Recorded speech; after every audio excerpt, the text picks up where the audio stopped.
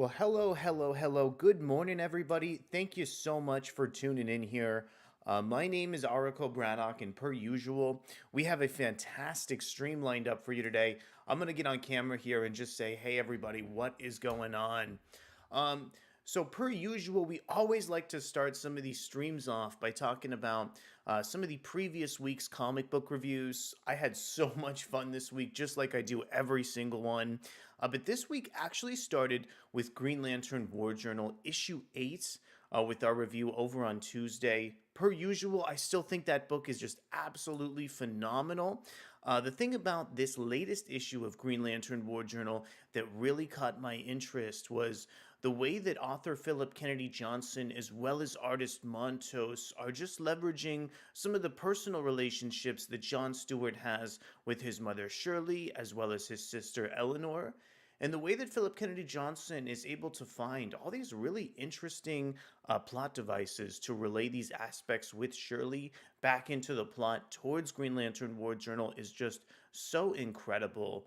There's also something about the way that Philip Kennedy Johnson is able to identify with his protagonist of John Stewart as well.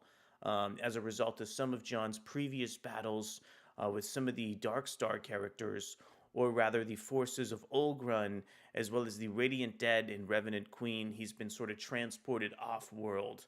So, really watching John kind of get caught up with his environment and meet characters like Bylevog is so much fun and just makes that comic book series for me such an easy recommendation for everybody. Elsewhere, we had Fall of the House of X. This was such a tremendous comic book issue. Man, it was just such a joy to cover that one specifically there. I was loving the plot thread with Apocalypse, with him trying to do everything he possibly can to try and save that Krakoan tree. Plus, that issue just featured a really fantastic script coming in from author Jerry Duggan as well. Love some of the visuals from Lucas Wernick across that issue too. Plus, I did like some of the candid shots over with Jethro Morales. And in particular, whenever I think of Fall of the House of X, I can't help but talk about that plot thread involving Cyclops, Sentinel City, and Dr. Gregor. The way that plot thread has just been set up and orchestrated between the main X-Men series as well as Fall of the House of X is like nothing short of beautiful. I am just so impressed with the way that not only Jerry Duggan, but Marvel's editorial as well have been really handling and coordinating that to be as epic as possible. Plus, some of the character work in Dead X-Men 4, which we also reviewed this week up on the channel, was nothing short of tremendous. I really want to encourage you to check out that book if you've been reading and following so many of these X-Men comics together. For me, what Dead X-Men 4 really did was put so much of the character of Ascani into context and just provide just a lot of context and nuance for the Krakoan era. So it looks like it's finally time to start our stream today. Without further ado, I want to officially welcome you aboard. This is going to be such a fun stream. We actually have a lot of news that came out since we last spoke. Frankly, because Marvel just solicited the X-Men from the Ashes comic books. So it's finally feeling like the next wave of X-Men titles is just like a few months away here over in July. It's just incredible. We've been covering the Krakoan Age of X-Men comics for such a long time over at Marvel. It's going to be really fascinating to see the transition of the franchise that I am the most closest to in the context of the Marvel Universe. AfroSF, welcome aboard to the stream. Good to see you again. AfroSF says, I can't stay long, but I will definitely watch on playback and comments. I really enjoyed Ultimate Black Panther 3, by the way, especially the last page. Ultimate Black Panther, definitely a book that I need to get a little bit more caught up on. I am really hoping that when I check back in with Ultimate Black Panther, there's going to be, some element that's going to diverge it a little bit over from Marvel's main continuity.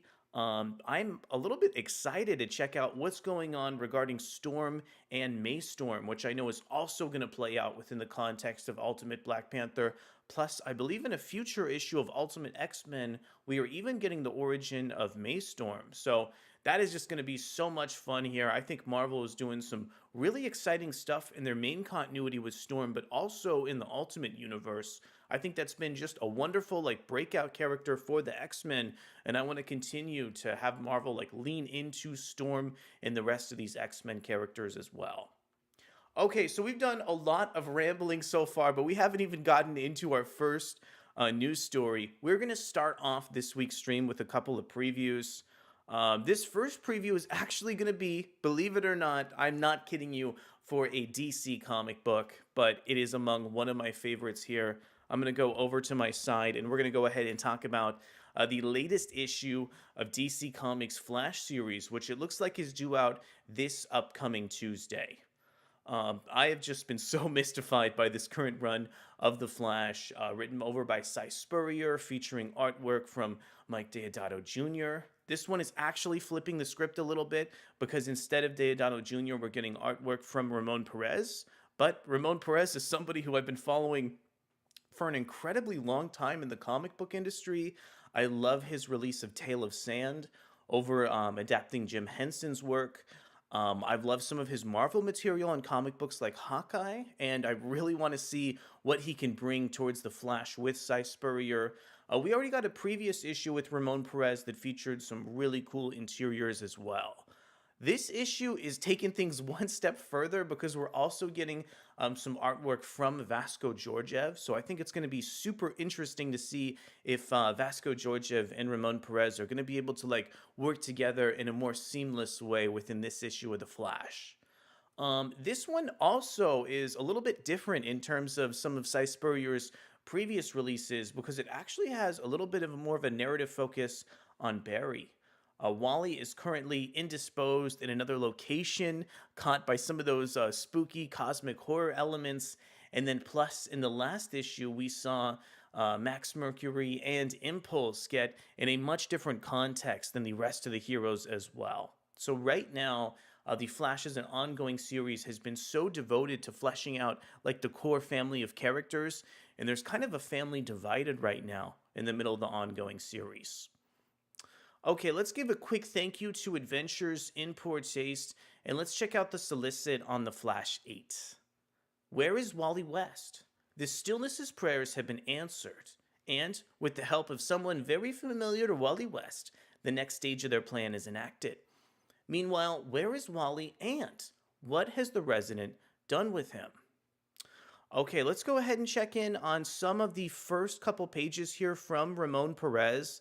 I think it's just so cool to get such a different set of visuals on the Flash. It really feels like some of Mike Deodato's artwork is so kind of heavily rendered and still, whereas Ramon Perez is able to display motion in a really captivating way here.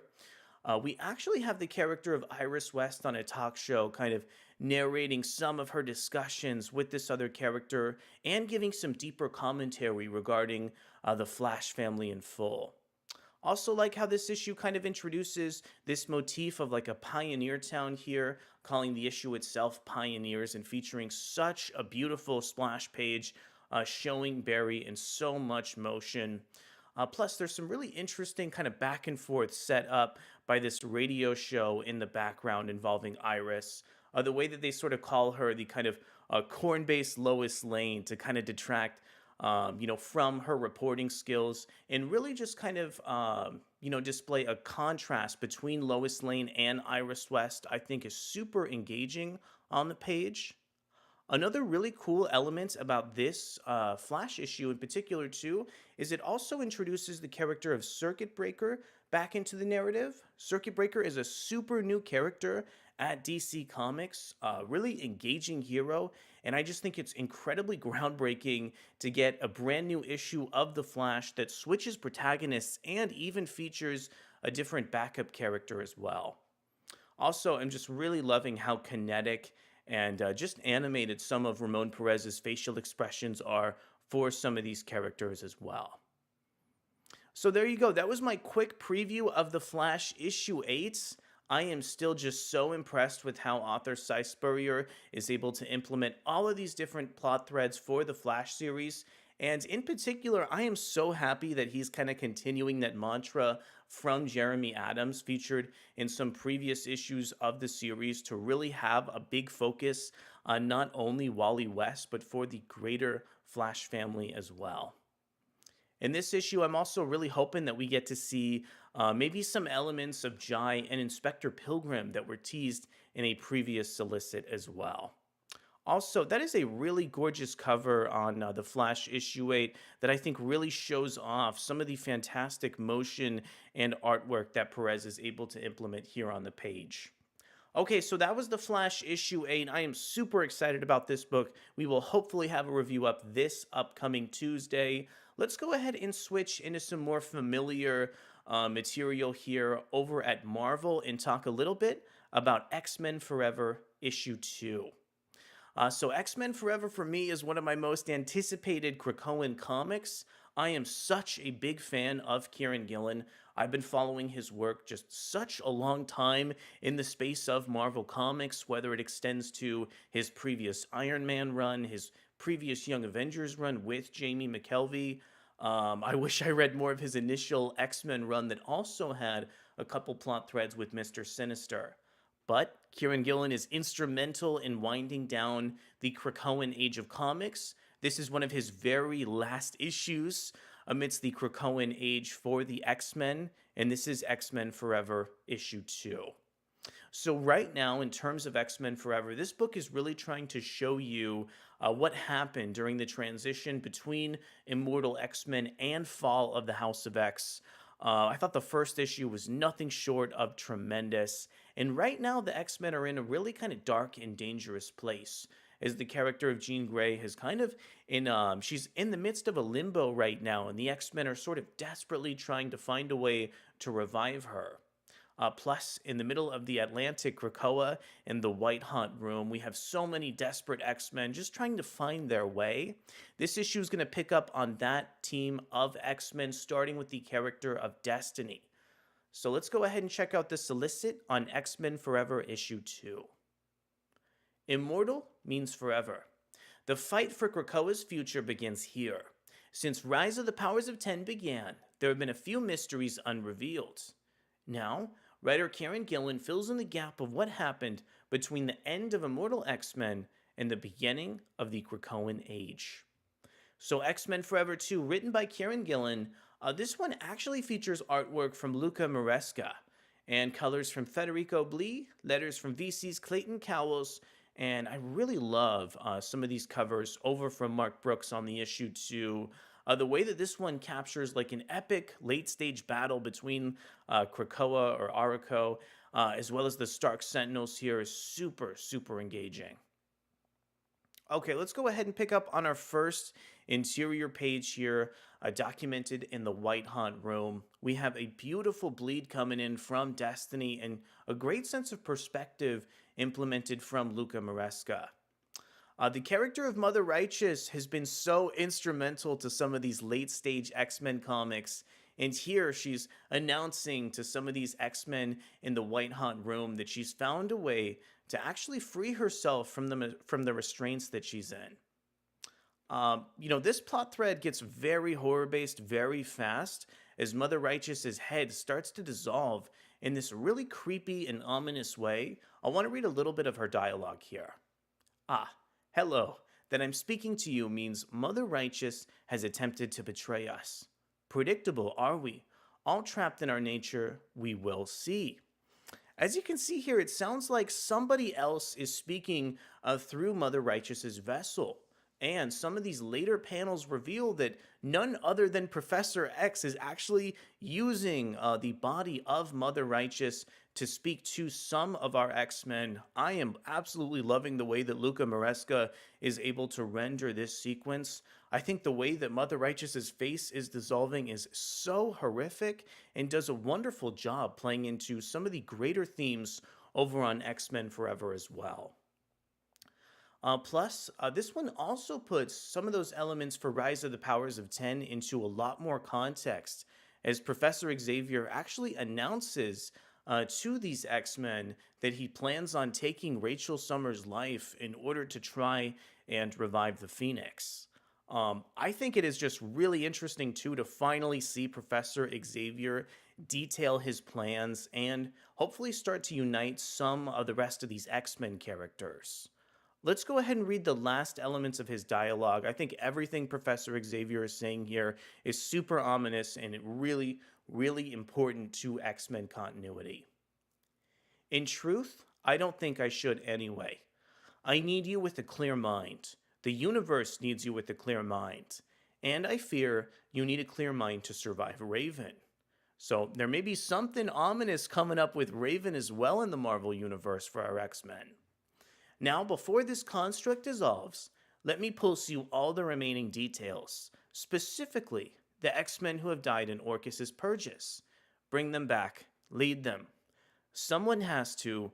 My time has passed. I absolutely love this page. This is captured just amazingly from Luca Maresca too. There's just so much, harrowing conflict in this final panel as well.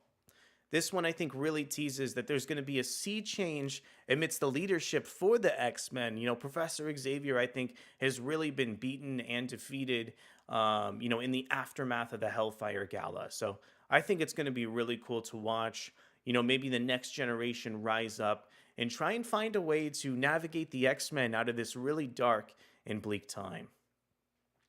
Okay, so that was kind of half of what the X-Men are experiencing, and interestingly enough, Marvel Comics released a preview for Rise of the Powers of 10 that actually shows you some of what Professor Xavier is dealing with directly. Let's go ahead and jump right into that really climactic issue here. As you can see, this is the 4th issue of the dual miniseries set to close out the Krakoan Age of Comics with Rise of the Powers of 10. This issue also features artwork from Krakoan founding artist R.B. Silva, who's jumping on board here with Kieran Gillen to kind of close out the Krakoan line of comic books. This one is also super interesting because of just where Professor Xavier is in terms of his characterization. He has so many of his fellow X-Men doubting him because of the extreme measures he's trying to take in order to stop Enigma from going online. In some previous issues of Rise of the Powers of 10, we saw Professor Xavier try and take a very young Moira McTaggart off the board here. The rest of the X-Men, including Rasputin 4, were really dismayed at this observation, as well as the dead X-Men. And now some of our X-Men characters are trying to catch up to Professor Xavier, but it's seemingly too late because he's already shot the character of Rachel Summers. And we're going to go ahead and check in on some of the aftermath in that in Rise of the Powers of 10, issue 4. Who is Traitor X? In the aftermath of the greatest betrayal in X-Men history, the Quiet Council in exile must act. They have a plan. Can anyone or anything survive that experience? As the Krakoan Age barrels towards its conclusion, the two series that are one converge on an act that will live in infamy. So Rise of the Powers of 10-4, illustrated by R.V. Silva, and featuring some colors over from David Curiel as well. Man, I'm just really loving some of the visuals from R.B. Silva on Rise of the Powers of 10. I feel like just in terms of the colors and visuals alone, this one feels like the most futuristic X-Men comic book here, especially with some of the bright artwork and the unconventional page designs. So I really love how this issue picks up right in the aftermath of the previous installment of Rise of the Powers of 10, as we get to see Rasputin just directly reacting to this surprise shot that Professor Xavier took towards the previous installments. Also, it's super ominous to see Mother Righteous, suspended over in this orb as well, as we caught her in that previous issue of X-Men Forever as well. So we have so much motivation for Rasputin to kind of take the sword towards Professor Xavier, as if his act of betrayal against Moira McTaggart wasn't enough. I can definitely see, why shooting Rachel would cause Rasputin to raise her sword and take it up against Xavier. We see some of Xavier's direct dialogue against Rasputin saying, I'm sorry. Then, in the meantime, here, as if Professor Xavier couldn't catch enough of his lesson, he once again betrays some of his fellow teammates, calls upon Mother Righteous, and tries to, just take not Mother Righteous, but Rasputin 4 away from his location. It's seeming like the only person who has any sort of accountability on Professor Xavier, he managed to just, send away from his location here. So it seems like Professor Xavier is just alienating his friends in each and every issue of Rise of the Powers of 10. I am so curious to see where he's going to show up in the X-Men from the Ashes storyline, and if he's really going to be able to bring his X-Men together in some of the final chapters of Rise of the Powers of 10 as well.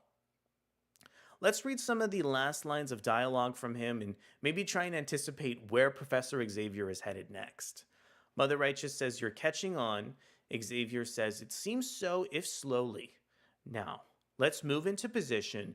And Rasputin, I'm turning off your pain receptors. Your gifts make you quite durable.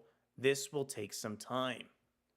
Okay, so some of the context I'm getting from these last couple panels is that it looks like Professor Xavier may have actually shot Rasputin, but due to some of Rasputin's powers and just some of her vast mutant abilities, she's going to maybe be able to withstand that shot here. Once again, it just seems like Xavier is finding, new and violent ways to alienate some of his fellow X-Men in like each issue of the Krakoan era.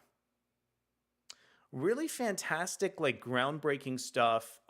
Really just epic characterization and just really like timey-windy bending plot here from Kieran Gillen.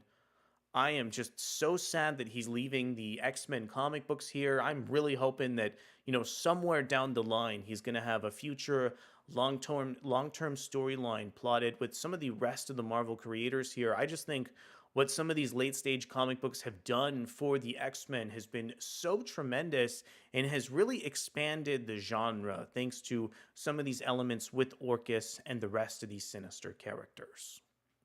Okay, let's go ahead and just take a very brief break from the X-Men to check in on our bread and butter on the channel here, the latest issue of Amazing Spider-Man. So for me, I am in heaven right now in terms of the Amazing Spider-Man's ongoing series because I am so attached to the characters of Chasm, Ben Reilly, as well as Hallows Eve, Janine Godby. These characters just have had such a tumultuous stage in the Marvel Universe, especially lately, as Ben Reilly recently teamed up with the character and clone of Jean Grey known as Madeline Pryor for the villainous Dark Web storyline. Now we've gotten some of the aftermath of that story, and I feel like we are slowly trying to watch Ben Reilly turn into a good guy, but Ben Reilly had his memories manipulated and is just trying to create so much animosity with Peter Parker across Spider-Man. For me, this storyline is also really epic as well because author Zeb Wells has been working with Ben Reilly for years and years and years, even before his current Amazing Spider-Man run. In the previous installment, Amazing Spider-Man Beyond, there was a lot of really solid characterization where readers really slowly got to see Ben Reilly turn from the, heroic Spider-Man to the villainous Chasm. So I am just so mystified by the fact that Zeb Wells has been able to really write this character's narrative arc and storyline for such a long time. I'm so interested in where he's going to pick up with both Hallows Eve and Chasm in Amazing Spider-Man 48. Without further ado here, let's go ahead and check in on this brand new issue of Spider-Man. Peter Parker vs. Ben Reilly. Spider-Man finally gets a rematch. Meanwhile, what is going on with Norman Osborn? Only 2 issues left until Amazing Spider-Man 50. So Amazing Spider-Man 50, this one is 48. This one written by Zeb Wells, featuring art over from Todd Nowak. We have colors from Sonia Obak, letters from VC's Joe Caramagna, and of course the cover for Amazing Spider-Man is like always illustrated, usually by John Romita Jr., Scott Hanna, and Marcio Menis. You know what? There are so many plot threads going on in The Amazing Spider Man. I'm actually going to read through this full recap. Betty Brant has been searching for any evidence to prove her husband Ned Leeds' innocence after his latest stint as Hobgoblin. This is actually really cool because the Hobgoblin storyline took place so much earlier in Amazing Spider-Man. Zeb Wells always really interestingly finds a way to pick up on plot threads, just like months and months and months after the fact. Sean Franklin, hello, thank you so much for coming to the stream here. After months of digging, she finally uncovered the location of the Winkler device, the machine used to brainwash Ned. Betty was cornered by goons of the man who brainwashed Ned in the first place, Roderick Kingsley. But being friends with Peter Parker has its perks, namely having Spider-Man swoop in to save the day after making quick work of the goons. Spidey and Betty were able to locate the Winkler device. Unfortunately, Betty isn't the only one who wants the brain machine. Spider-Man's wayward clone Chasm and his girlfriend, Hallows Eve, seems to have plans for the device. What's more, the duo has a new unlikely ally and therapist, Queen Goblin. Do you like Spawn comic books? Sean Franklin, I just want to be totally honest, not particularly. I did like some of the implementation that Marvel had for Angela in terms of Thor. I thought that was actually pretty cool. And I've also really liked like some of the Game Boy games for Spawn. But I think that's the most exploration I've ever done for that franchise. Interesting question, though. I know we don't talk about like indie or independent comics that much over on the channel. Okay, let's go ahead and preview our very first interior page on Amazing Spider-Man 48. This one is much different because it's illustrated over from Todd Nowak. I'm actually really appreciating this first layout too. The way that we get the character of Janine Godby as Hallows Eve just rendered in the background with this panel bleed here in the foreground and so much negative space is really, really beautiful here. I'm also really appreciating the framing of this scene. One thing I've seen Zeb Wells do again and again over the course of his run in Amazing Spider-Man is have two characters engage in conversation with a mysterious third character. And the way that all these panels are kind of teasing the mysterious other character in the room finally gives way to Queen Goblin. So, as the solicit was able to detail, it seems like Ben and Janine have been advised by Queen Goblin herself, the character who used to be the therapist of Norman Osborn. This is a brand new Goblin character that has just been continuing to haunt both Spider Man and Norman Osborn for so many issues of Zeb Wells' Spider Man run here.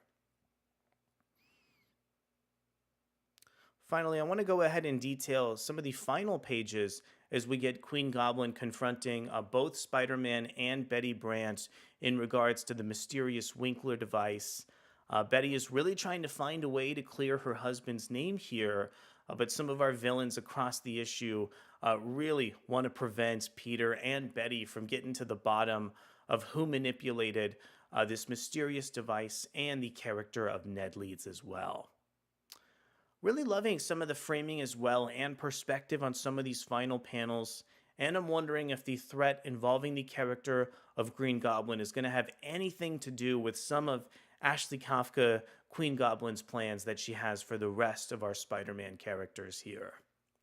So overall, I think Amazing Spider-Man 48, based on just some of these interior pages, has a little bit of an improvement here from Todd Nowak's art that we saw over the previous issue. And I'm also really interested to see if Janine and Ben are going to embrace a full villain turn again with Queen Goblin, or if Peter Parker will be able to get through to him as this arc winds down here and we head into issue 50. So really tremendous stuff here in Amazing Spider-Man 48. We will have a full review as soon as the issue drops here, and I am just really excited to finally see Zeb Wells head into the 50th issue. Leonard McFarlane says, I'm disappointed in the new artist on the new X-Men books. Curious to hear, which one you had to mention. I will say that in terms of Uncanny X-Men that we're going to be talking about a little bit later on, There are some artistic choices that are a little bit interesting to me that I'm sure we'll talk through here. In fact, Leonard McFarlane, let's go ahead and jump directly into some of Marvel Comics solicits. Over on the channel, I think we absolutely love previewing, Marvel's next batch of releases here and checking out the full line and catalog of upcoming comic books. So I'm going to take a quick break here, and then we're going to jump directly into some of Marvel's solicits.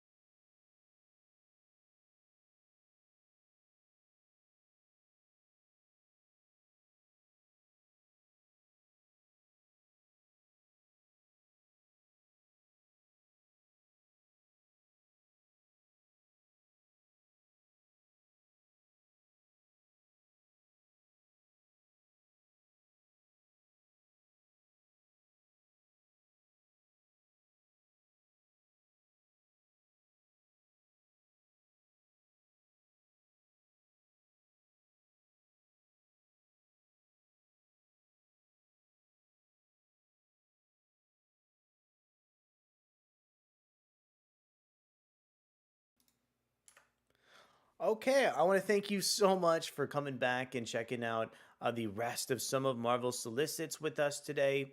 So we're gonna go ahead and preview some of the upcoming July releases coming in from Marvel here. And of course, as usual, I want to extend a thank you to both David Brooke and Adventures in Poor Taste here. So this is a really interesting upcoming preview here for Marvel solicits because of the From the Ashes comic books for the X-Men. So let's take a look at what Marvel has in store for the X-Men after the Krakoan Age of Comics. So this is our first title. This is X-Men issue 1. We've previously seen some artwork for this book, but I believe this is a brand new cover here. Let's check out our solicit. From the Ashes. Krakoa is gone, Orcus has fallen, but the X-Men remain, always. Cyclops leads because that is what he does. Beast builds because that is what he does. And from their new home in Alaska, the X-Men raise a flag of defiance. Mutant business is their business. Join Cyclops, Beast, Magneto, Psylocke, Kid Omega, Temper, Magic, and Juggernaut as new forces in the world move into position, battling for destiny and philosophy of the mutant species. So it's going to be really interesting to see the X-Men transition out of the Krakoan, age of comics and to really see Orcus as their main villains here. I'm really interested in how some of the creative teams are going to pick up the pieces, especially with this brand new team of X-Men characters. For me, this team is super fascinating here. We have characters like Kid Omega, Cyclops, Magneto, Beast. I think it's especially interesting to witness Magneto joining the team here after his front revival in terms of resurrection of Magneto. Kid Omega always implements so much personality into comic book series as well. I'm really interested in the way that Jed MacKay is going to be able to write him specifically. For me, Temper's a mutant that I don't have very much familiarity with. I'm really hoping I'll get more attached to Temper as a mutant as this brand new X-Men run here unfolds.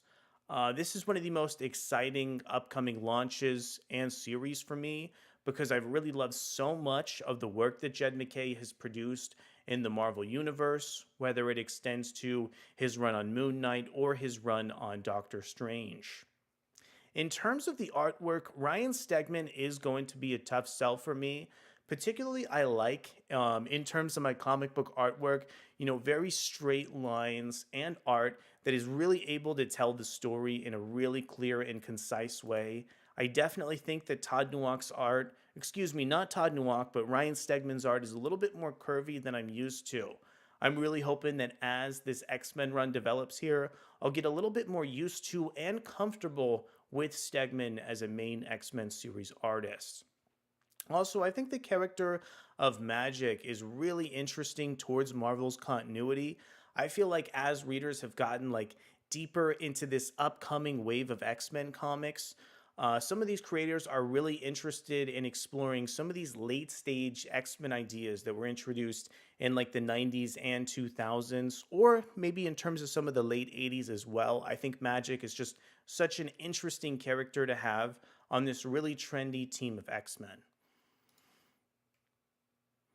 Okay, I am very excited about this upcoming issue of X-Men, but the more time goes on, the more interested I actually am in checking out this brand new run of X-Force as well.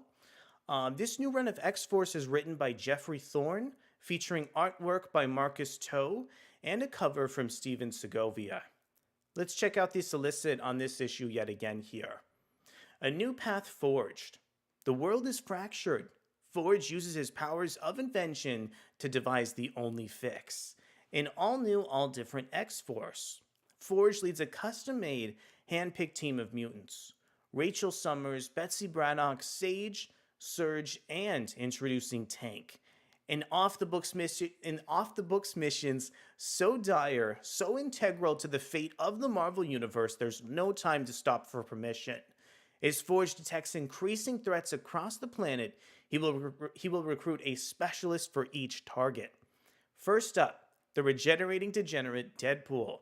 Be here for an X-Force like you've never seen them before, and stick around to see who joins, who lives, who dies, and uncover the mystery of Forge's discovery.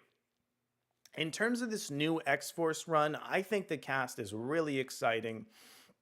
The more time I've gone back and looked at this team, the more interested I am in the fact that both Rachel Summers and Betsy Braddock are going to be on an upcoming X-Force team of characters.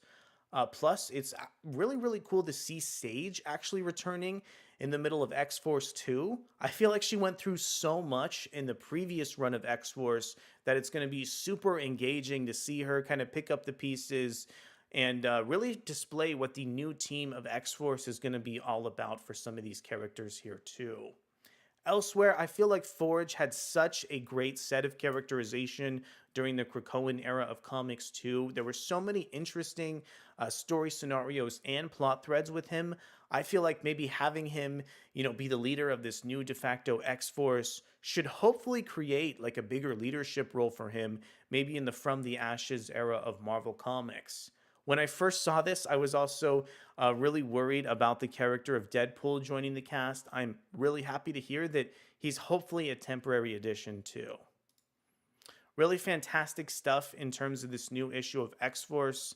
I'm really hoping I'm going to be able to get as attached to it as I was with the previous slate of X-Force during Krakoa.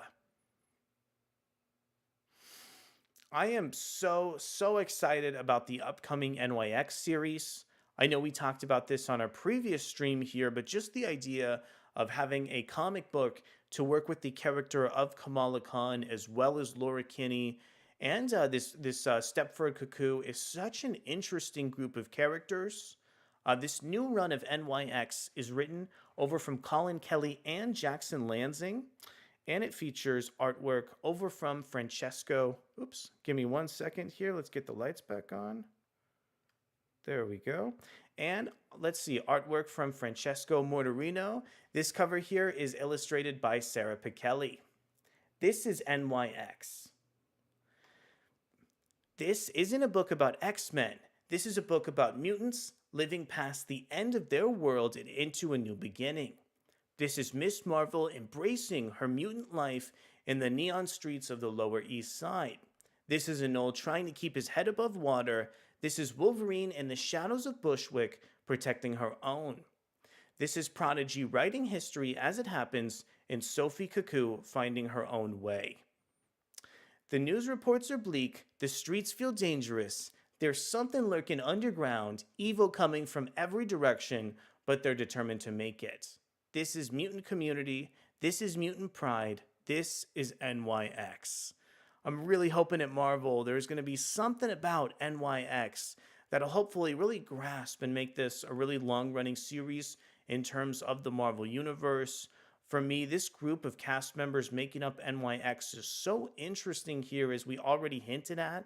The fact that we have Miss Marvel and Wolverine making up the cast is super engaging.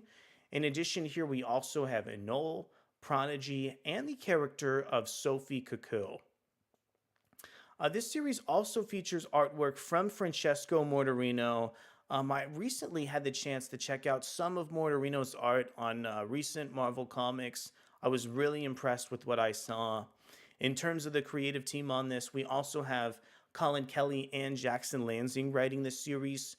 I think that creative team did some wonderful work on a recent Captain America run, and I'm really hoping that this upcoming NYX series is going to follow in that suit and feature just really honest and forthcoming characterization for some of these upcoming Marvel X-Men characters. All right, that was just a quick look at the brand new run over at NYX. We also have another From the Ashes comic book coming in from Marvel. This is the brand new Phoenix series. This one written by Stephanie Phillips, featuring artwork from Alessandro Miraclo. Life, fire, power, possibility, Phoenix. She is Jean Grey, she is Phoenix. She saves the world, she brings death. One woman alone in space who not only must do what no one else can, she yearns to.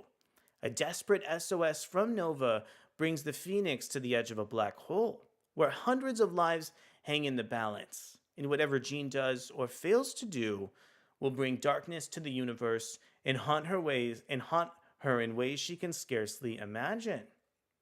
So in terms of this upcoming Phoenix series, this is going to be a super interesting sea change for Marvel. I feel like such a big plot element in terms of the recent Hellfire Gala and Fall of X was the death of Jean Grey. So bringing her back in the midst of the From the Ashes storyline, I feel like is going to have such a strong plot point in terms of the rest of the mutant characters. Plus, right now, the idea of resurrecting Jean Grey is so important, towards Rise of the Powers of 10 and comic books like X-Men Forever. Finally having this character like resurrected in full for this upcoming Phoenix series should be so much fun here. I'm super interested to see if Stephanie Phillips is going to be able to kind of rise up to the challenge and create an interesting story for Jean Grey. Some of Stephanie Phillips comic books I've really liked. Some of them I've been a little bit lukewarm on. I am hoping this is the comic book that's going to change my mind. Not super familiar with Alessandro Miraclo's work, but this really could be a really important upcoming X-Men book. Also, as we previously mentioned here, this one features another sea change as Jean Grey is kind of headed into space, whereas we saw that Cyclops was over in that other X-Men title as well. So it looks like maybe in the From the Ashes storyline, maybe Jean Grey and Cyclops are going to be in different destinations and locations. And I wonder if there's still going to be a couple in the aftermath of the Hellfire Gala. I'm not sure, but I'm really interested to see what happens next. Let's see what our next comic book is. Okay, so this one is Aliens vs. Avengers.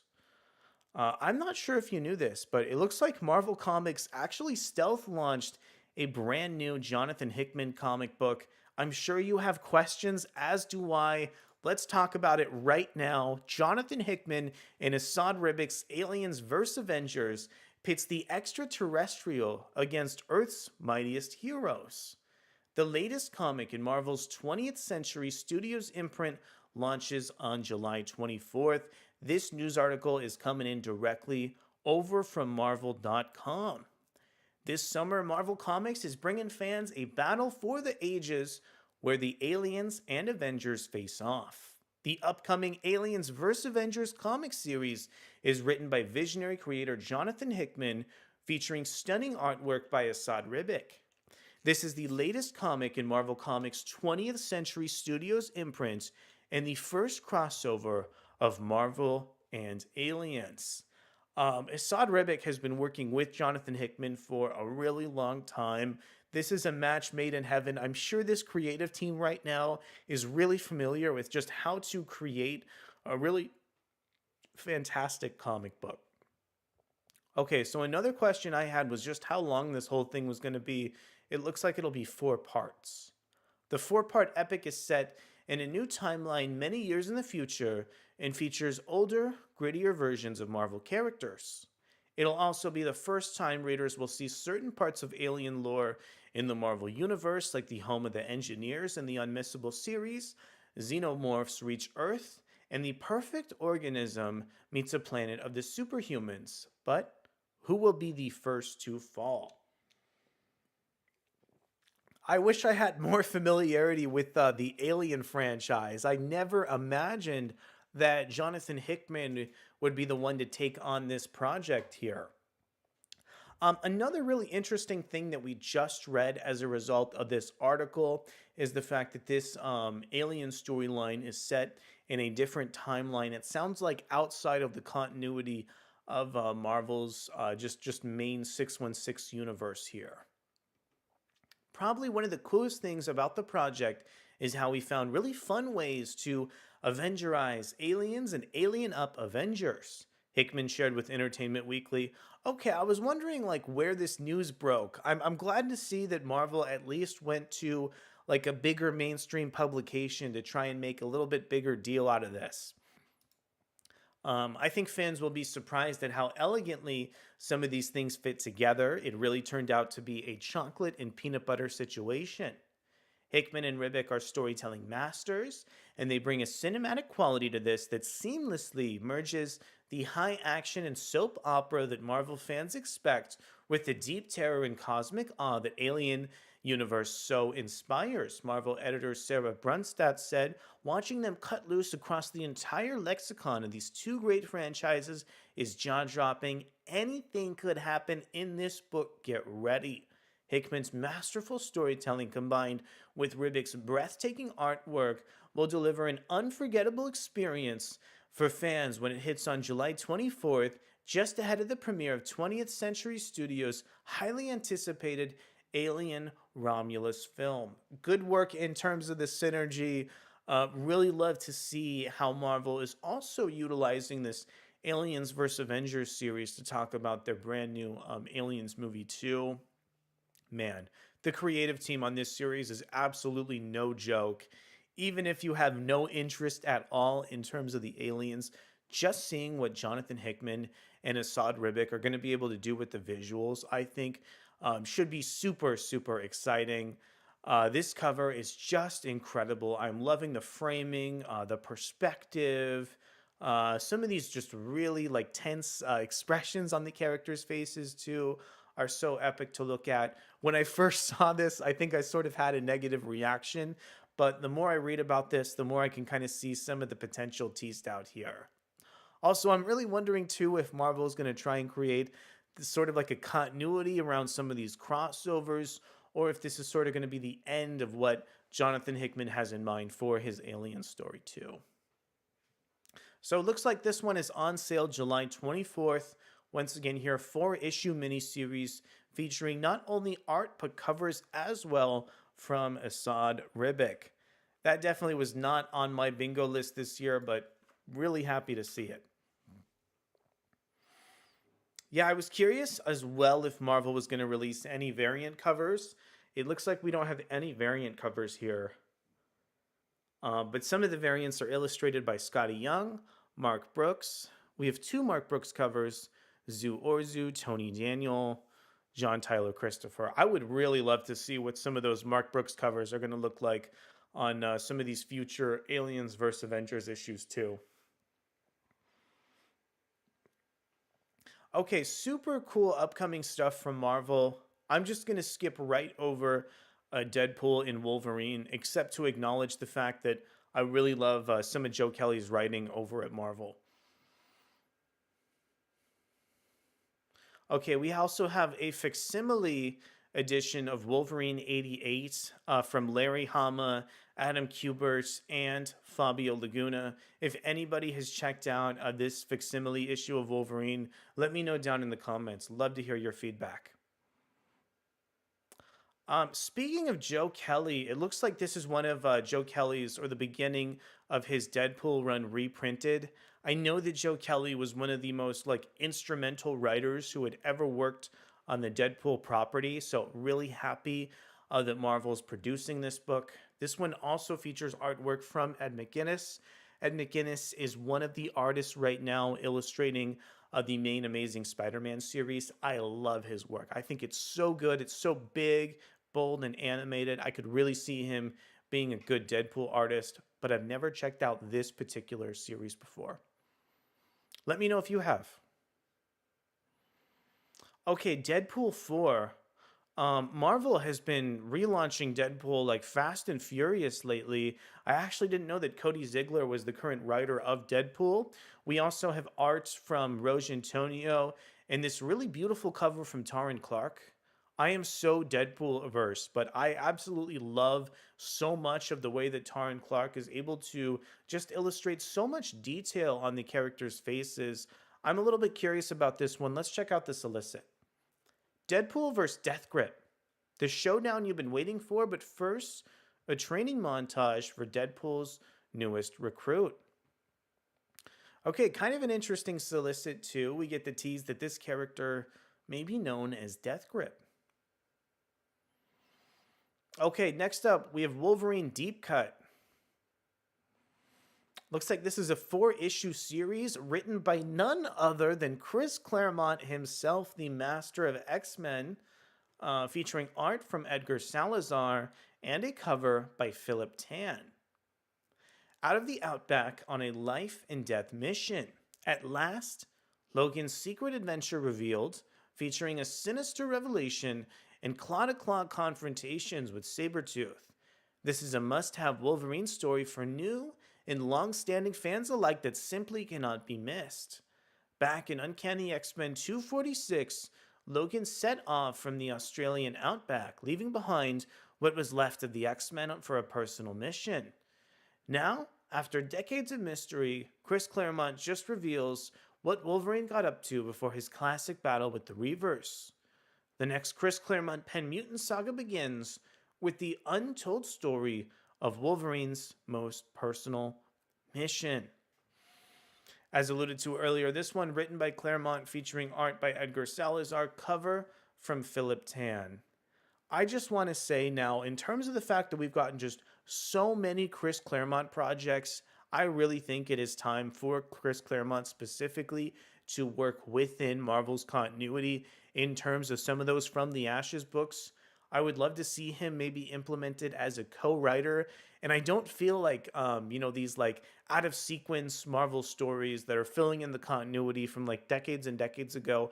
I don't really see what these stories are adding to Marvel Comics as a whole. I'm a little bit worried at this point that these are just like, nostalgia-based series that really aren't being considered that much in like the cultural lexicon or the greater continuity of Marvel.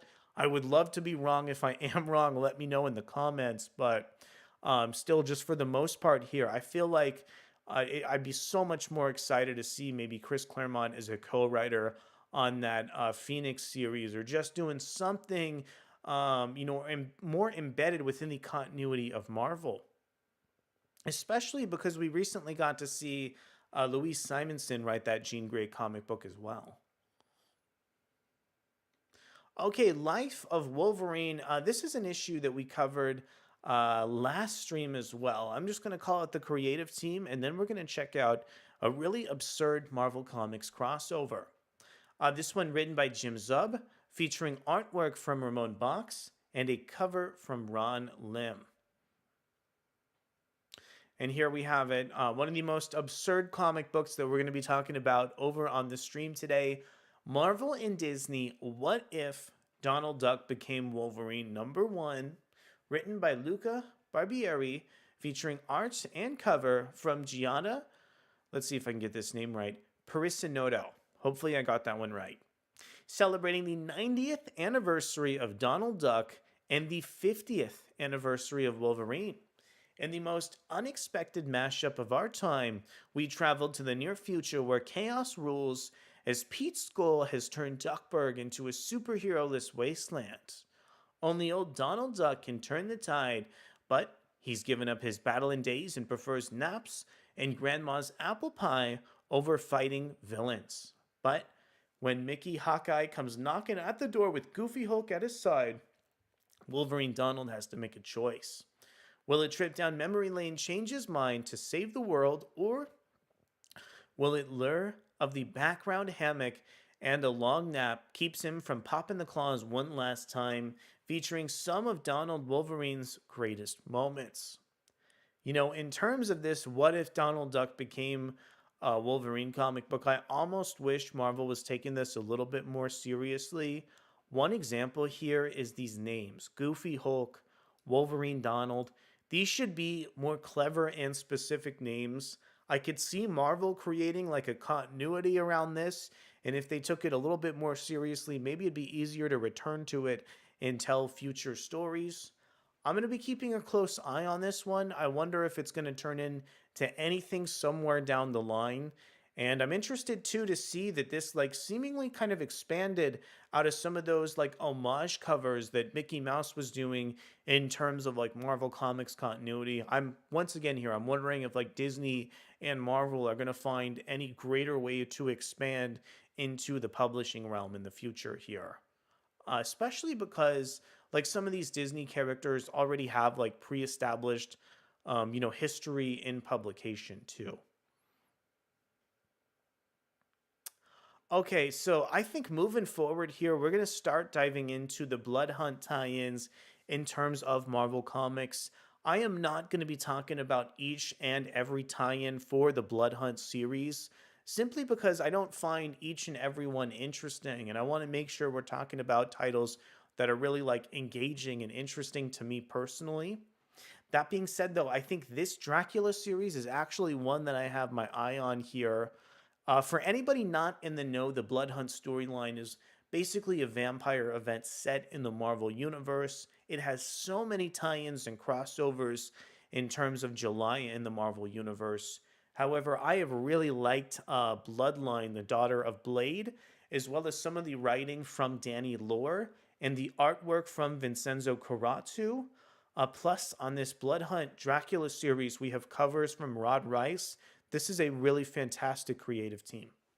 What cannot be done is what must be done. The vampire scourge continues to ravage Earth as the blood hunt rages on, and Dracula must move to assert his place in the hierarchy of the knights. That is, if he could convince Brielle Brooks' bloodline to bend to his will. Unfortunately, she's a teenage girl, and convincing her of anything will take every resource the immortal Lord of Vampires has at his disposal. I am so hoping that Brielle Brooks' bloodline as a character will continue to be like expanded on and fleshed out in terms of Marvel's greater continuity. I'm a little bit worried that Bloodline is kind of a flavor of the month character, and that when the Blood Hunt storyline kind of sunsets, Marvel's going to lose focus on her. I am definitely going to be keeping an eye on her, especially as we head out of Blood Hunt in like August, September, and October. Next up, we have Midnight Suns. This is the third issue of a 3-issue miniseries. Looks like this one, once again here, has a really good creative team.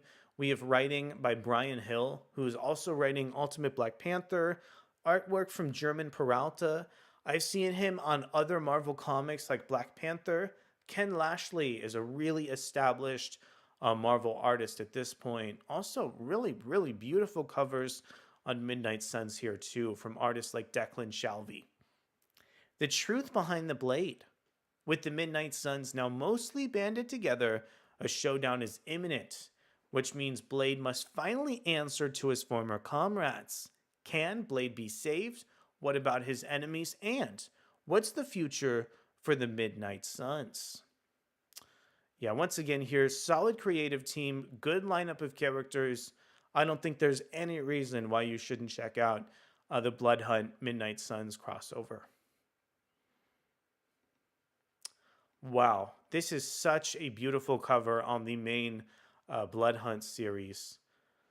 Let's see here. Looks like this one is illustrated by none other than House of X creator Pepe Larraz, also featuring writing from Jed MacKay.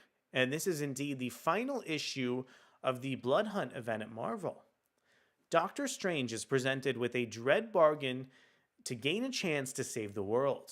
The Avengers ride into a battle they cannot win. The dead battle across the undead across the globe.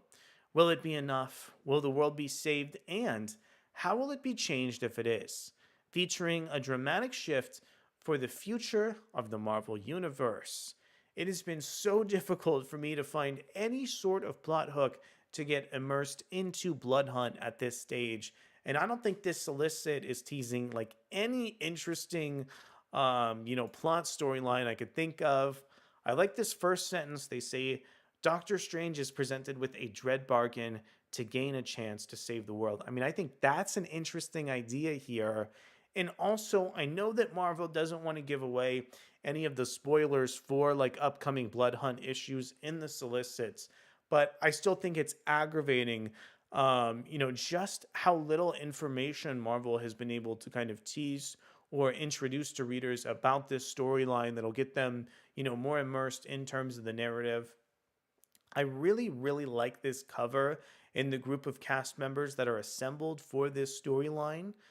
Super cool, once again, seeing Iron Man in his latest Follow the House of X Mysterium armor. This Captain Marvel design, really cool. Happy to see Scarlet Witch, The Vision, Clea Strange, Bloodline, Tigra from, the main Moon Knight book. Happy to see Black Panther and Doctor Strange. Once again, from some of Jed MacKay's own slate of comic books. But outside of that, I'm really wondering what the narrative hook is going to be for a storyline like Blood Hunt that just looks so generic in terms of Marvel's publishing slate. I'm really hoping I'm wrong on this one, but hopefully we'll see in the weeks and months to come from Marvel about the overall quality of what Blood Hunt is actually going to look like here. Okay, we have a really silly and irreverent crossover with Blood Hunters. This is issue 3 of 4, written by Sean McKeever, Josh Trujillo, and Erica Schultz, featuring artwork from Lan Medina, Robert Gill, and Bernard Chang, with a cover from Greg Land. For me, this one is a ton of fun here. We have Doctor Doom, the White Widow, and Hellcow. Doctor Doom has used his iron fist to keep the entire nation of Latveria safe from the vampire menace. But when a new threat arises elsewhere, Doom personally intervenes with a vengeance. Elsewhere, in a remote farmhouse, a group of ordinary humans fight for survival against the bloodthirsty menace known as Hellcow. And in the ongoing saga, Dagger and Elsa Bloodstone must reluctantly team up with the deadly White Widow in order to save the night. Witness an out-of-formation, soon-to-be legendary Blood Hunters. Yeah, this is a super cool cast of characters. Really happy to see them assembled in a comic book like this. Also, really thrilled to hear that there's a backup storyline involving Dagger and Elsa Bloodstone. I really like Erica Schultz as a writer in terms of the Marvel Universe. Really interested to see what storyline she's going to be taking on in Blood Hunters as well. We also have the next issue of Blood Hunters. This one actually changes up our cast considerably and features a look at the character of Hallows Eve. So this is the 4th issue of the series, written by Fabian Nicieza, Mary Sangiovanni, and Erica Schultz, featuring artwork from Patch Zurcher, Giada Belviso, and Bernard Chang. Fabian Nicieza, a master of X-Men work, having worked on just so many Marvel comics. Erica Schultz, up-and-coming writer over at Marvel, who we talked about in the last issue of Blood Hunters as well. This one features artwork from Patch Zurcher and Bernard Chang, who are two artists that introduce a lot of conflict in terms of the facial expressions for their characters. I am super excited to see them take on maybe a Hollow's Eve story for Blood Hunt as well. When Earth skies go dark, it attracts the attention of the Silver Surfer. See the Blood Hunt event from an entirely new perspective. Then Satana and her Basilisk intend to show the invading vamps exactly what happens when you cross the Daughter of Satan. Finally, Hollow's Eve enters the fray, joining Dagger, Elsa Bloodstone, and White Widow for a final showdown with the vampiric hordes. But the end of this tale is just the beginning for the Blood Hunters. This is such a cool team here. I didn't know who this character was at first. It looks like it is Satana. Also, my goodness, having Hollow's Eve join Dagger, Elsa Bloodstone, and White Widow, that is going to be super, super interesting. Also, loving the fact that this is teasing, this is the beginning for the Blood Hunters. Maybe this could be a new team of characters at Marvel Comics. Super excited to see where this develops. And I will have a close eye on Blood Hunters as well. Right now, Marvel Comics is shaking up the landscape considerably for their latest run on Avengers, which is nothing but good news to me. I think some of the previous installments of Avengers have slowed the plot almost to a crawl. So the idea that Jed MacKay is mixing up some of the cast members on this team is nothing short of a godsend. I also love some of the characters he's bringing in, as we have Hercules and Kate Bishop and Quicksilver too. Let's check out our solicit and read off our creative team. Artist Joshua Cassara has transitioned from some previous X-Men covers over to Avengers 16, illustrating this cover, featuring writing from Jed MacKay and artwork from C.F. Villa, who's really been on this Avengers series since the very beginning. Blood Hunt tie-in, Baron Blood strikes. Captain America must battle a vampire overrun Hydra. Will Cap's ragtag group of heroes be able to handle Baron Blood's army of vampires? And what about rescuing the hordes of civilian prisoners? What's next for the Avengers Emergency Response Team? I love the idea that they're calling in the solicit this team of Avengers Cap's ragtag group of heroes. This almost feels like the kooky quartet that they had, that really interesting team of Avengers characters when the roster was Captain America, Quicksilver, we had Scarlet Witch, and Hawkeye. Really interesting cast of characters. I really think Marvel's Avengers series are at their best when they shake up the creative teams and roster of heroes to keep things fresh. Man, what a fantastic Mike McKone cover as well. Really, really beautiful anatomy, showcasing just how weird and strange this Avengers team is. Okay, we have a fantastic cover over for Doctor Strange 17, teasing some of the ominous nature of the Blood Hunt storyline and maybe how it involves the Doctor Strange property here. The 17th issue of Doctor Strange, still written by Jed MacKay, featuring artwork from Pasquale Ferry, who I've enjoyed for such a long time. I remember checking out Pasquale Ferry's artwork on Matt Fraction's run over on Thor a while ago. Looks like this cover is illustrated.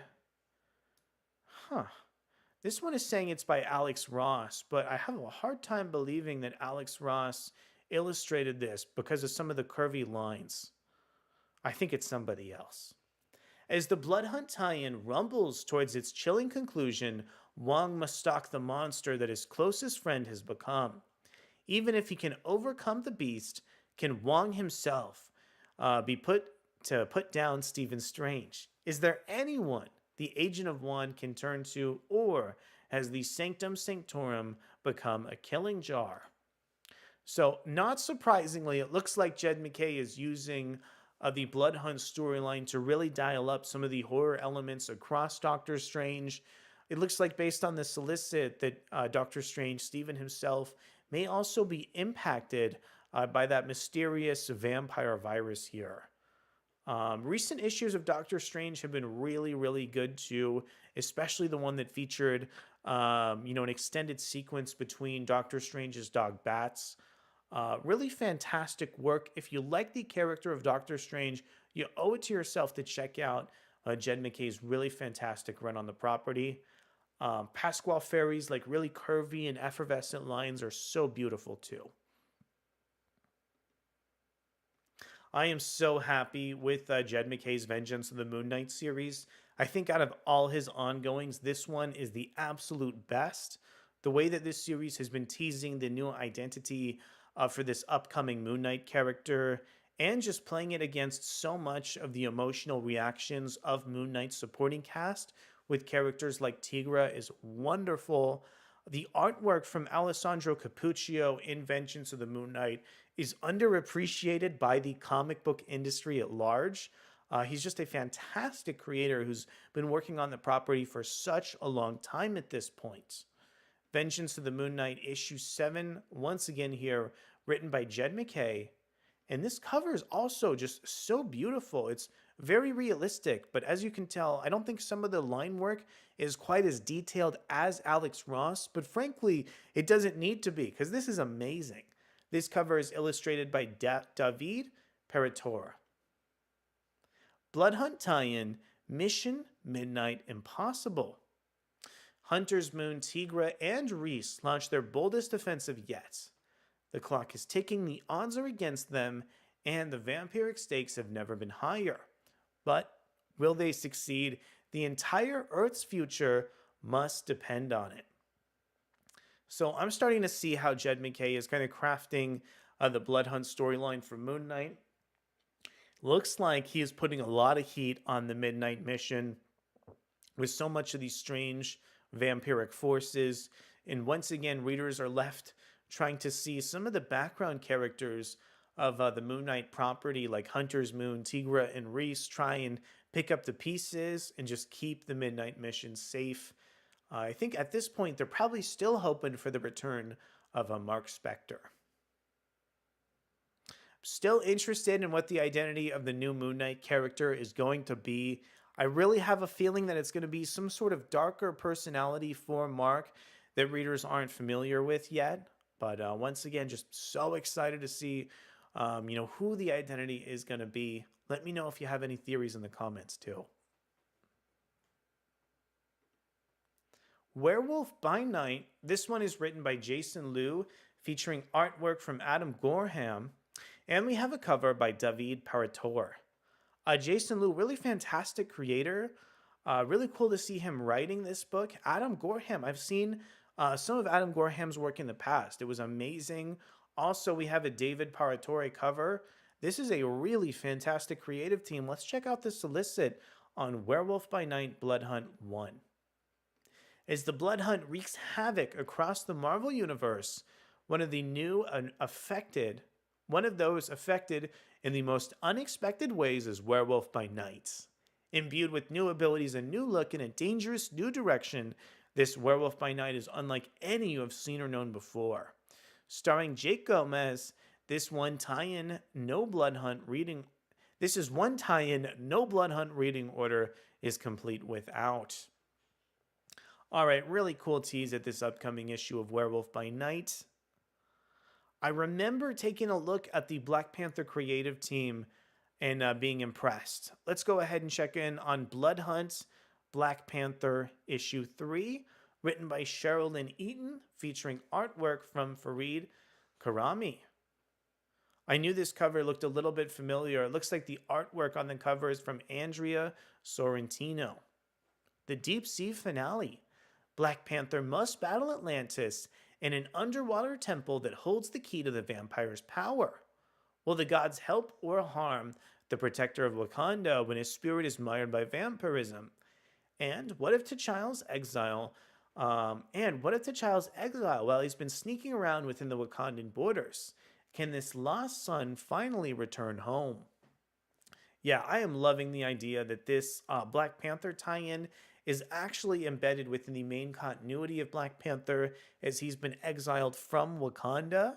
It's going to be super interesting to watch a vampiric T'Challa kind of stalk the streets of Wakanda, especially in the context of the current Black Panther continuity. Also, remember seeing Fareed Karami's artwork somewhere in the past and being impressed. So I honestly have a good feeling about Blood Hunt Black Panther. This cover is really, really cool. Really cool to see T'Challa juxtaposed with Blade, especially in the context of his like exiled suit for the latest run with Eve Ewing. Really great stuff here. Union Jack the Ripper. This is the third issue of a 3-issue series written by Kavan Scott, featuring artwork by Kev Walker and a cover from Ryan Brown. Blood begets blood. Union Jack's one-man war on vampires comes to a head, but what will he sacrifice to save his country? Union Jack, I know, is a character who's very niche among Marvel Comics, but has a very distinctive set of fans. Kavan Scott, I know, is a really smart writer who's done a really good job working on licensed properties in the past. Rod Rice is such a great creator for these vampire-based storylines. I wish he was taking on more of the interiors, but this is a beautiful cover, actually. Okay, Kev Walker. Kev Walker has so much energy in terms of the interiors. Each and every page I've ever seen from Kev Walker just boasts so much personality. I'm excited to see what he's going to bring over on Union Jack the Ripper. We spoke earlier in our stream about Philip Kennedy Johnson. He's been working with some Green characters at not only Marvel, but DC as well, with Green Lantern War Journal. But on the other side of the fence, he's been telling this really interesting horror-based storyline for the Hulk. He's also writing Hulk Blood Hunt issue 1, along with artwork from Danny Earls. And this one features artwork by the excellent XMen artist Joshua Cassara. What lies beneath? Hulk and Banner's quest to save Charlie's soul has led them through the Old West town of Old Tucson. Oh my goodness, I need to get catch up on this series. Some of the early interactions between the character of Hulk and the young character of Charlie was so interesting and really engrossing to read. The idea of these two characters being stranded in the Old West town of Old Tucson sounds like a really interesting scenario that Johnson has cooked up here. The Last Man in Town is a heck of a story to tell. Before the night ends, Hulk and Banner will learn there's a lot more than meets the eye in Old Tucson. And there's a lot more under the desert floor than either of them could have guessed.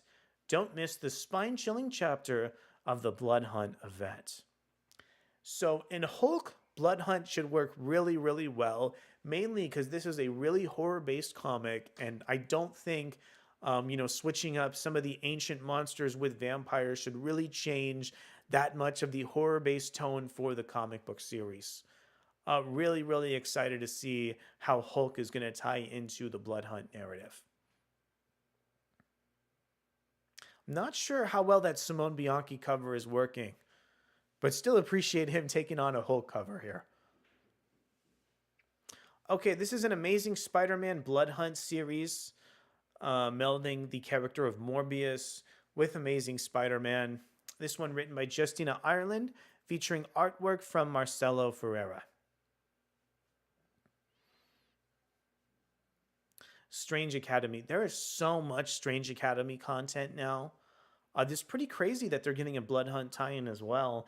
This one written by Daniel Jose Older, artwork by Luigi Zagaria, and like so much of the Strange Academy content, we still have covers here from Humberto Ramos. Miles Morales Spider-Man is also implemented within the Blood Hunt. Man, this is a book that has had a lot of crossovers at this point too. I'm really starting to put in context the fact that Miles Morales recently fought in Spider-Man's gang war and is now getting caught up in the Blood Hunt story. It looks like this issue is still written by Cody Ziegler. We have a cover by Federico Vicentini. This one features artwork from Travel Foreman. I have loved Travel Foreman's work on comic books like Animal Man. The idea that he's illustrating like a darker Miles Morales story, really, really interesting to me. Blood Hunt tie-in, if you can't beat 'em, bite 'em. Miles Morales' life is utterly transformed, vampirically speaking, and he's not the only one. Vampires are swarming New York City, and Miles' biggest alley just became his worst nightmare. We have a tie-in for Wolverine Blood Hunt, writing from Tom Waltz, art from Juan Jose Rip, and this is a variant cover from Nick Bradshaw. Boy, have I loved Nick Bradshaw's art for such a long time. I think he's such a great artist on Wolverine specifically. Here's the last issue of Wolverine Blood Hunt, featuring mostly the same creative team. We have Tom Waltz writing, Juan Jose Rip on art, and a cover from Ben Harvey. I have fallen off of Marvel's Fantastic Four series, but this cover from Alex Ross really has me interested in maybe checking out some recent installments. This is the 22nd issue of the series, still written by Ryan North, featuring artwork by Ivan Fiorelli and a cover for Alex Ross. Man, I want to hand it to Ryan North. He's been on Fantastic Four for a long time now. And I feel like that's a book that's been cursed by cancellations for a really long time. So I feel like Ryan North really doing the impossible in terms of Marvel Comics publishing line. Blood Hunt tie-in One Last Hope. Alicia Masters and Reed Richards and the survivors of New York are lost alone against the vampire menace, and Reed's exhausted. But they still need to survive and avoid being turned into undead blood parasites.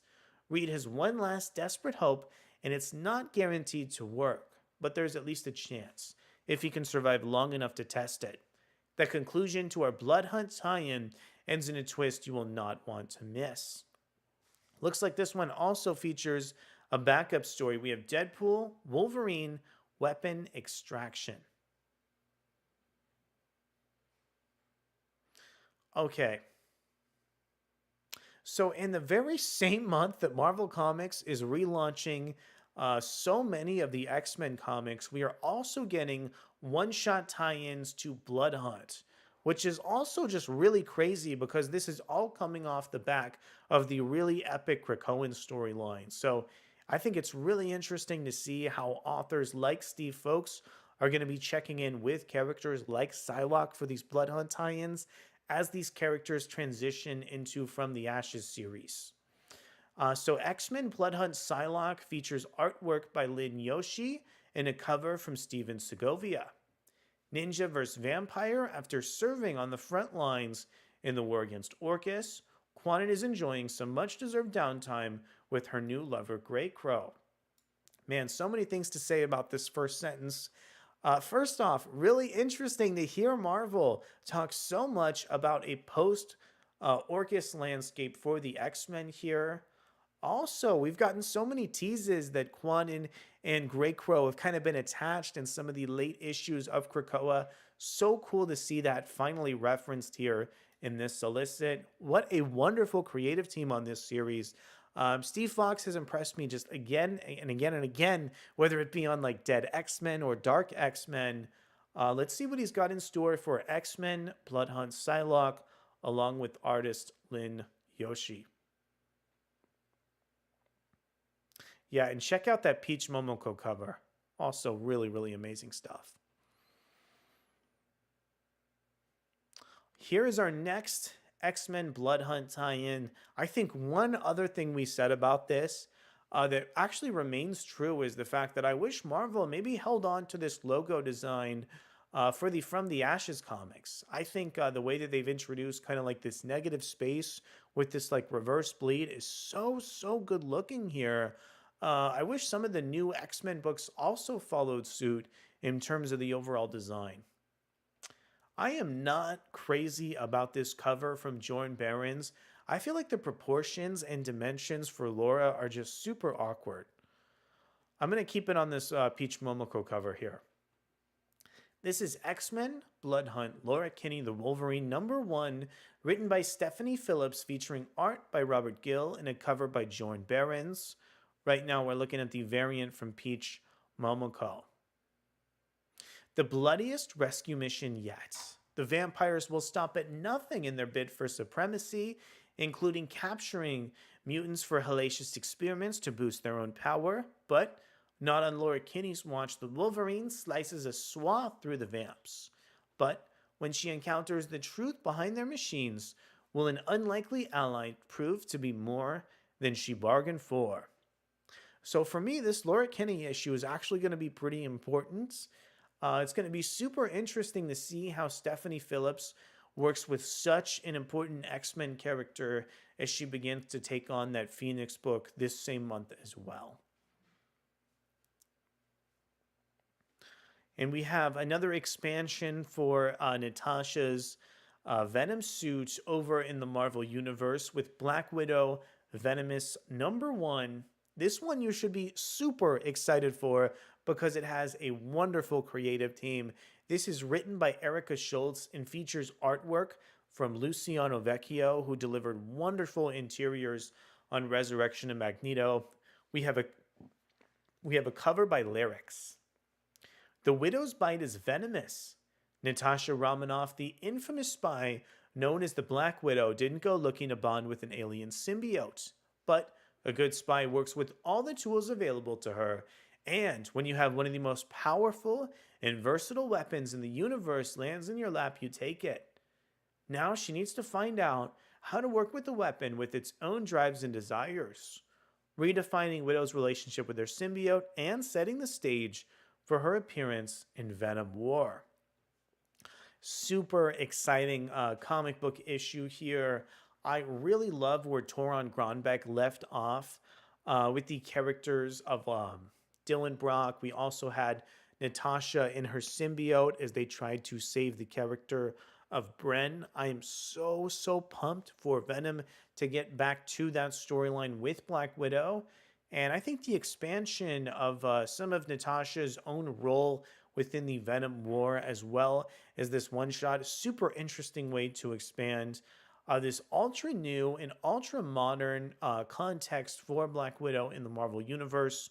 Once again here, really hoping that Marvel Comics will expand on this character and idea. I'm so happy to see this new exploration of the Venom property and think that book has been working so well amidst Marvel's super busy publishing line here.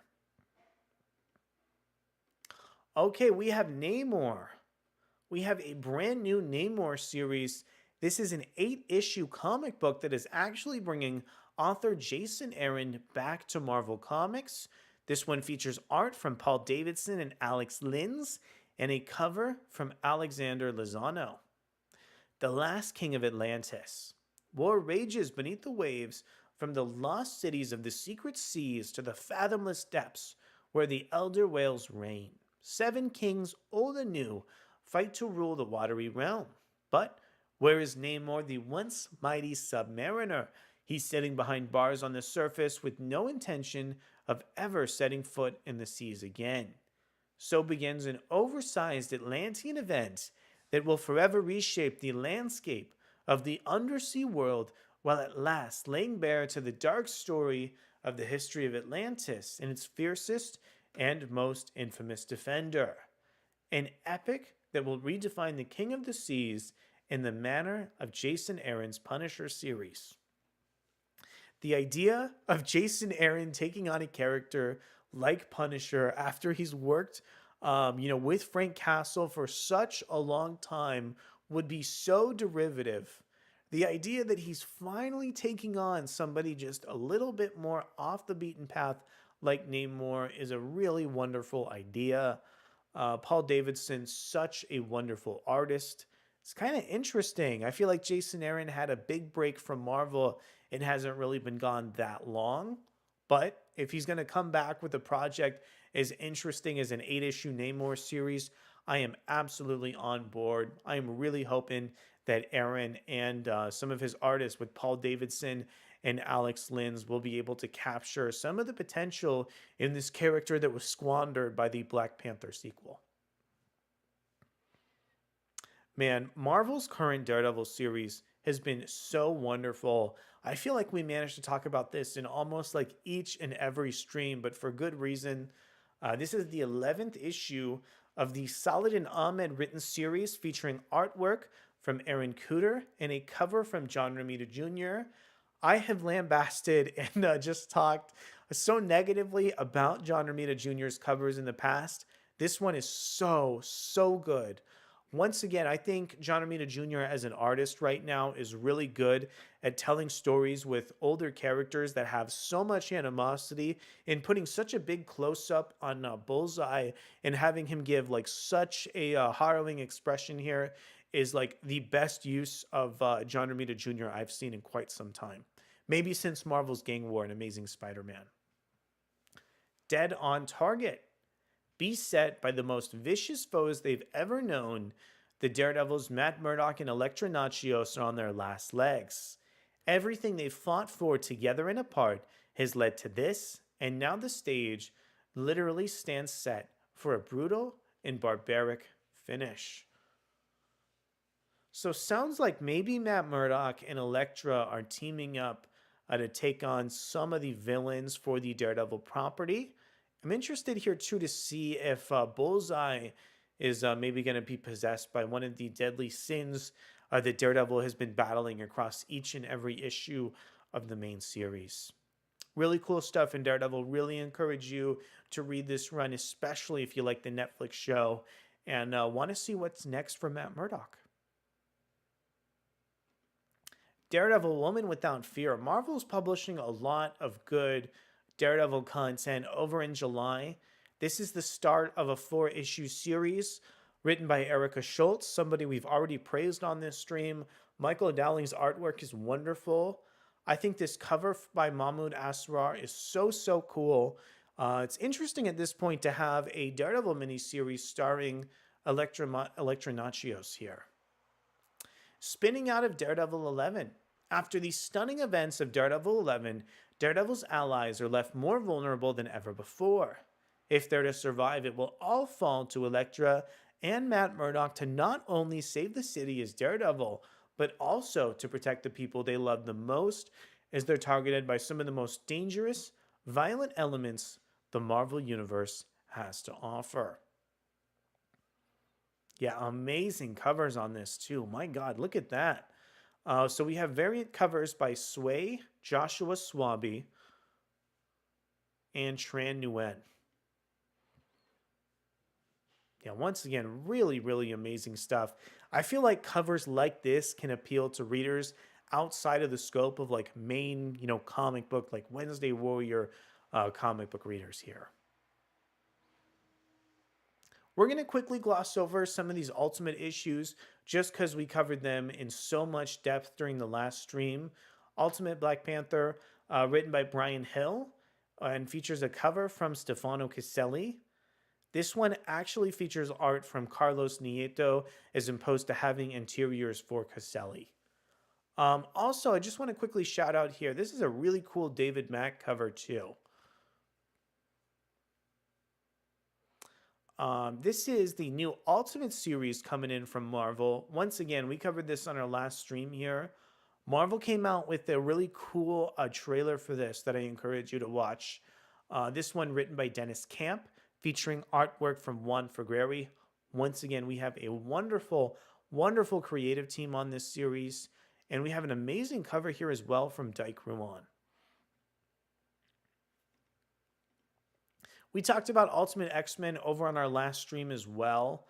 Some of the variant covers this month are incredible as we get to see some of the brand new cast members for Ultimate X-Men be implemented, like Nico Minoru. Looks like we have Callisto joining the team as well in some future issues. There's a lot to be excited about in terms of Ultimate X-Men, and I'm so happy to finally see this team start to take shape here. Of course, Ultimate X-Men is written, illustrated, and the cover is also illustrated as well from Peach Momoko. Maystorm isn't the only mutant with electric powers, and Noriko Ashida is here to make sure she knows it. A fun summer festival turns haunted and dangerous as spirits and surges collide. Plus, the Shadow, who has been haunting Armor, finally reveals his true face. Oh, that's actually a pretty interesting reveal. Okay, so we're finally going to get the introduction of, if not the Shadow King, then the mysterious Shadow character in Ultimate X-Men 5. So it looks like this is going to be a pretty long storyline for the series, and we're going to see a lot of battles between Hisako, Ichiki, Maystorm, and the Shadow 2 as Ultimate X-Men continues. Once again, this is the Ultimate book that I am most excited about here. Can't wait to see this book take shape and for our X-Men to battle some of the Maker's forces as the comic book just really continues into its later publication and starts to assemble a larger team of heroes. I just checked out a tease for the latest issue of Ultimate Spider-Man. This is issue 7 of the series, once again written by Jonathan Hickman, featuring art and cover from Marco Cicchetto. The Ultimates return. New arc starts here. After their intense battle with Kingpin, Green Goblin, and Spider-Man both know they aren't as ready to shape the world as they hoped. Harry and Peter get to work, while Ben and Jonah work on the truth, and problems for their resistance arise when the Ultimates return. I have been shouting for the rooftops for this Ultimate series to finally bring in some of those other characters from comic books like Ultimate Invasion. It looks like I'm getting my wish in Ultimate Spider-Man 7. I just checked out a preview for the upcoming issue of the series, and I was super dismayed to see, like, almost 4 or 5 issues in Ultimate Spider-Man for this book to like barely still be out of the introductory phase and just start to establish the relationship between Harry and Peter Parker at Marvel. I feel like this is territory we've explored in so many different movies, comic books, and films. At this point, I really want to see what else Jonathan Hickman has in mind. Maybe for year 2 of Ultimate Spider-Man. I think the pacing on this book is so slow at this stage. This is mainly a problem because the bar has been raised so high for Spider-Man content because there's just so much of it. It still feels like, for me, Zeb Wells is telling ultra-modern Spider-Man stories in the context of Marvel that use like different groups of supporting characters that feel more like original content as opposed to just remixing the same 2 or 3 members of the supporting cast and like Harry Osborn and J. Jonah Jameson. I think we need to get away from those elements, and we need to make Peter Parker feel unique by melding him with different characters in the Marvel universe. Frankly, I think it would be so easy to course correct this if they could somehow maybe mix Spider-Man in with some of the Ultimates characters, with the Ultimate X-Men characters, or maybe even have him unite with Black Panther. Another element that would help all of these books tremendously too is like mixing up the supporting casts. I feel like there is so much more that can be done with the Ultimate Universe at this stage that Marvel Comics isn't doing. I'm a little bit worried about the line right now, and I feel like outside of Ultimate X-Men, the rest of these books aren't taking enough chances still. There's still time to course correct, and I really hope Marvel does at some point. Okay, let's go ahead and jump into this upcoming issue of Spider-Man Reign. This is a sequel to the Kare Andrews miniseries that was very controversial at the time. It's really cool for Marvel Comics to be publishing a sequel. Back to the Amazing Spider-Man's future. Award-winning writer and artist Kare Andrews returns to the world of Spider-Man's dystopian future in the sequel to the landmark, genre-defying Spider-Man Reign. Who is the new Black Cat? What tragedies and triumphs await this older, grizzled Peter Parker? Peter isn't the only one who aged. Wait until you see what happened to Miles Morales. So I want to be fair and apply some of that same methodology that I did to Ultimate Spider-Man to Spider-Man Reign. Frankly, this one is already really exciting because of all the chances Kare Andrews takes as an artist. I feel like this cover is like a little bit nonsensical here, with Spider-Man's beard kind of like bleeding out of his mask. Just the webbing on like the cross and just the amount of personality captured on the cover is really beautiful. Even extending as far as to the logo design. This is Really weird and retro, but modern at the same time.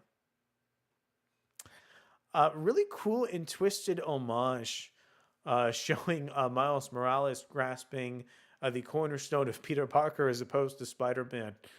Really creative stuff on the marketing material for Spider Man Reign. I am definitely going to be checking out this series when it's released here. What issue of Spider Man is this? This is chapter 53. Looks like the Amazing Spider Man is still dealing with some of the aftermath of Peter Parker turning into the Goblin. Several issues out of the way of 50 here. This one written by Zeb Wells. Once again, we have artwork from Todd Nowak and a cover by Ed McGuinness. Secret revealed. Meet Spider Goblin. Following the shocking events of issue 50, Peter Parker is a changed man. He's now Spider Goblin, the most dangerous superhuman in the world, and his chaos is deadly. Meanwhile, who will stop Norman Osborn? I think we also talked about this on our previous stream, but for me, this storyline is teasing something that could really derail the entire run of Amazing Spider Man that Zeb Wells has created to this point. The idea of Peter Parker becoming evil again after he was recently stabbed with the sins of a goblin sounds incredibly redundant. I'm really wondering if there's going to be some like really interesting plot point or plot thread implemented by Zeb Wells that'll make this seem a little bit more innovative than it does at first glance. I'm going to give him the benefit of the doubt because I've enjoyed so many previous Spider-Man issues, but I am very nervous about this upcoming Spider-Man arc. I saw this Russell Dowderman Spider-Man cover the other day showcasing all the different costumes, and oh boy, is it gorgeous. Man, are the Solicits busy in July? We have yet another issue of Spider-Man coming out this month. Let's see, does this one have the same creative team? It looks like this one features not only a cover, but also artwork from Ed McGuinness as well. Okay, it looks like this is finally the conclusion of the Goblin story arc, the mind-blazing conclusion of Easy being green. The Sinister Six will try to fight, but they should have run. Who can possibly put a stop to Peter Parker's spree of mayhem and destruction? Hint, no one. I think this cover is really fun too, because it looks like it teases Peter Parker getting the best of maybe Norman Osborn as the Green Goblin.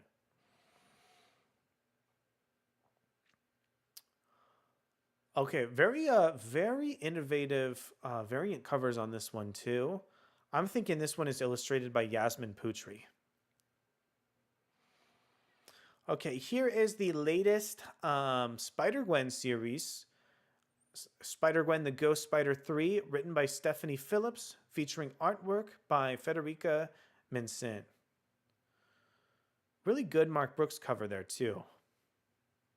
The Spectacular Spider-Man, I know that this is Greg Weisman and Humberto Ramos' series as well.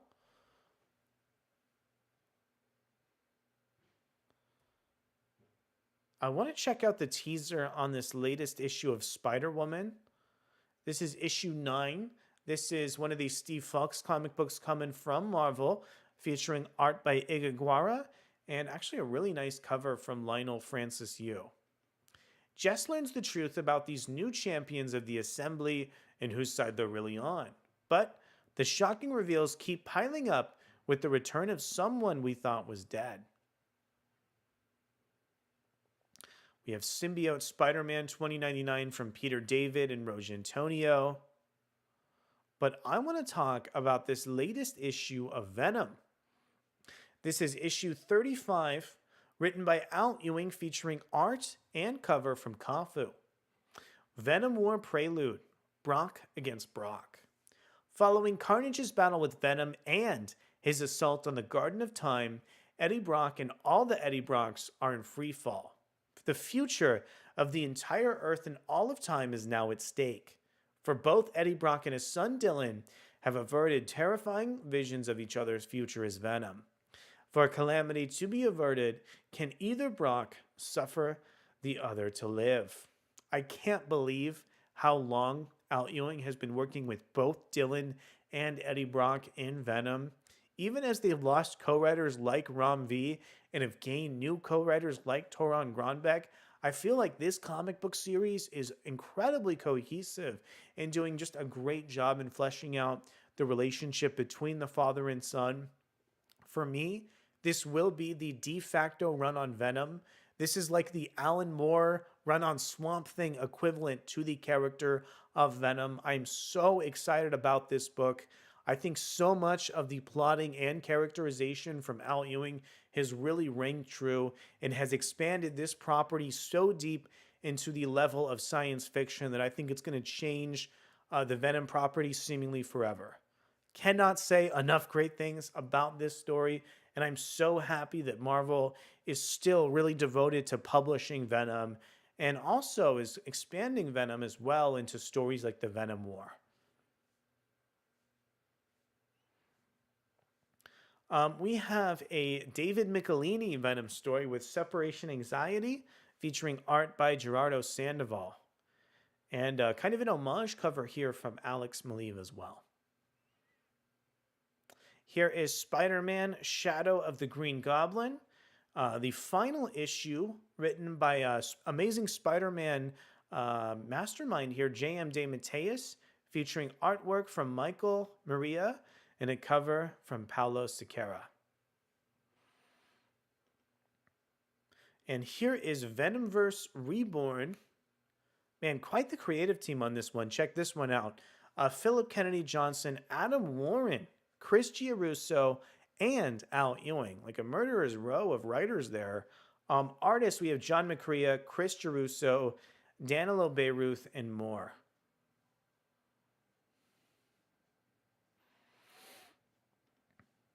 And check out this cover for the latest issue of Spider-Boy.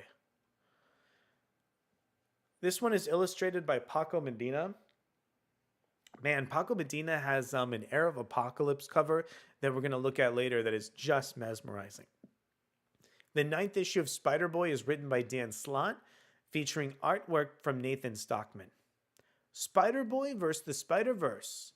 Bailey Briggs, the one and only Spider-Boy, is trapped in the web of life and destiny, tumbling through the multiverse featuring at least one spider you've never seen before. But never on these mighty Marvel pages, maybe someone out there will find a way back. Marop, welcome to the stream. Good to see you on board here. What are some of your thoughts on Spider-Boy being mixed up in the Spider-Verse continuity? Really fun stuff. The upcoming Scarlet Witch relaunch is very exciting for me. This one is still written by Steve Orlando with artwork from Jacopo Camagni. And this cover from Russell Dodderman is just amazing. He's really delivered some excellent covers this month. The Scarlet Witch is trapped in a realm where her survival depends on the strength of her will and the benevolence of its overseer, the Queen of Nevers. Darcy Lewis, convinced Wanda's never coming back, chooses to bet Lotkill's survival on the aid of a sworn enemy. Sounds like Darcy Lewis is getting really emotional amidst Wanda's seemingly brief absence. Man, this cover just does a wonderful job mixing up so many elements of Wanda's ongoing series. I'm just now noticing Polaris. And it's just the structure and perspective of the cover is really what makes this one stand out so tremendously.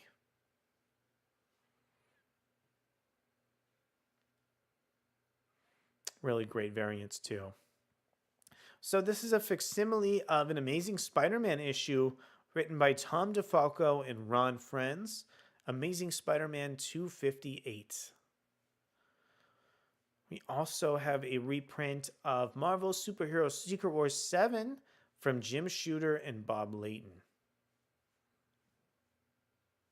Marvel's continuing the Giant Size line with Giant Size Silver Surfer 1, written by Matt Groom, featuring art from Tommaso Bianchi and a cover from Brian Hitch. Really like the character of Terrax. Happy to see him joining Silver Surfer over on this cover. Next up, X-Men Era of Apocalypse. This series very interesting as somebody's trying to take on the identity or the mantle of Apocalypse here, written by Steve Folks, featuring artwork from Netho Diaz. We have beautiful covers from Doton Akande. Warring Worthington III, long ago and at great cost, made peace with the seed of death that Archangel implanted within him. But as the contest to choose an heir rages, Archangel takes the fight to Apocalypse himself to make sure no one else suffers at the hands of En Saba Nur. Really excited to see whatever Steve Folks' next project is at Marvel. I am wondering if the winner of the Apocalypse Heirs is going to be featured maybe in an upcoming Steve Folks series. Previously in our stream, I was hinting at this Paco Medina cover that teases our cast of characters here. It'd be so cool to see Steve Folks take on a solo series for nearly each and every one of these mutant characters. I think a Doug Ramsey Steve Folks book would be wonderful. Annihilation 2099. This is Steve Orlando's latest work with the 2099 universe, featuring art from Ibrahim Robertson and a cover from Nick Bradshaw. We have a tease at the second issue of Annihilation 2099, featuring art from Jose Luis and yet another really amazing Nick Bradshaw cover. Really like his work at Marvel.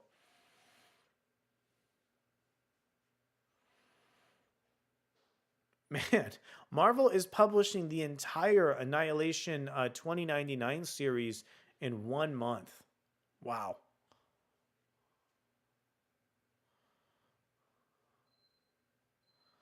Okay, let's go ahead and check out Helverine. This is an expansion of some of the recent work that Ben Percy has been doing on the Wolverine series. This is issue 3 of 4, featuring artwork from Julius Ota, and we have a cover by Ryan Stegman. The hunt for Helverine. Helverine will stop at nothing to accomplish this mysterious mission, but what is the Pentangle, and how will their own plans influence the Hellfire Destroyers? The hunt for Helverine is on as Logan makes a discovery that will change him forever. Oh, check out that cover. Wow. Wow, what an amazing Stan Sakai cover. So cool to see him working at Marvel Comics. Okay, we have Get Fury from Garth Ennis and Yesen Burroughs. Here we have what looks to be maybe one of the final issues of Iron Man from Jerry Duggan. This one is illustrated from Andrea DeVito and features a cover from Cale New. The war is over. The war with Orchis is over. What does the future hold for Tony and Emma Frost? In some previous issues of Iron Man, Emma and Tony have been talking about the future of their relationship after Orchis, and I hope the expansion of that plot thread continues in whatever the next Invincible Iron Man series is. I remember we saw the tease at Exceptional X-Men, which looks to be the next destination for Emma Frost, and I don't remember seeing Iron Man in that series here. So the future of Emma and Tony really feels up in the air. I can't wait to see how Jerry Duggan is going to leave off in their relationship in the final issue of Invincible Iron Man.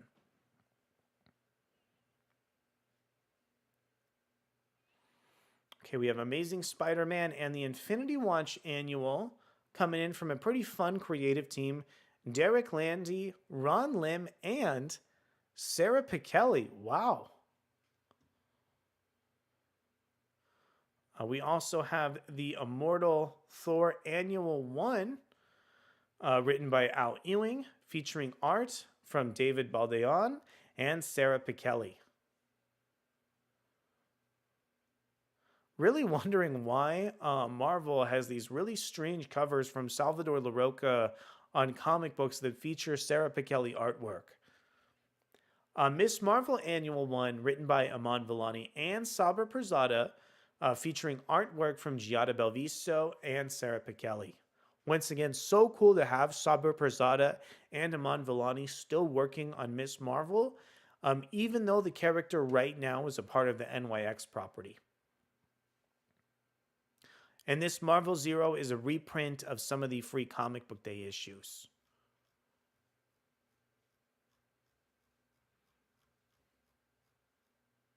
Okay.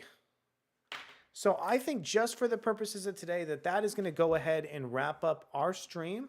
I want to thank you guys so much for coming aboard and checking out some of Marvel Comics Solicits today. I had an absolute blast going through all these disparate comics and talking about all of these Marvel previews. I want to let you know what our plan is for this upcoming week. We're going to, so I'm going to go ahead and skip my stream for tomorrow just to give my voice a little bit of time to rest.